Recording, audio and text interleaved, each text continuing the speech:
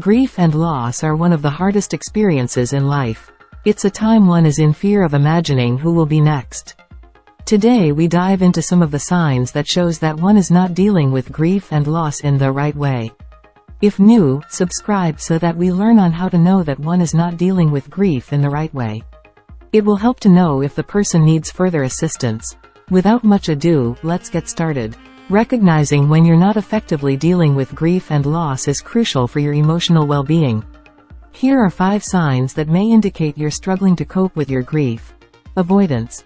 If you find yourself avoiding situations, people, or activities that remind you of your loss, it could be a sign that you're not processing your grief. Avoidance can provide temporary relief, but it ultimately hinders the healing process by preventing you from confronting and working through your emotions. Persistent sadness. While feeling sad after a loss is normal, if you're experiencing prolonged and intense sadness that doesn't seem to improve over time, it may indicate unresolved grief. This persistent sadness can interfere with your ability to function in daily life and may be a sign that you need additional support. Difficulty expressing emotions. Difficulty expressing your emotions, whether it's feeling numb or unable to talk about your feelings, can be a sign that you're not processing your grief effectively. Bottling up your emotions can lead to further emotional distress and may prolong the grieving process. Isolation.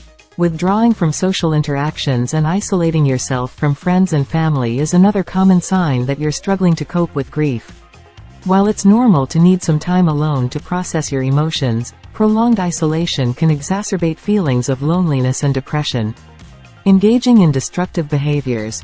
Turning to unhealthy coping mechanisms such as substance abuse, excessive alcohol consumption, or risky behaviors can be a sign that you're not effectively dealing with your grief. These behaviors may provide temporary relief but can ultimately worsen your emotional state and complicate the grieving process.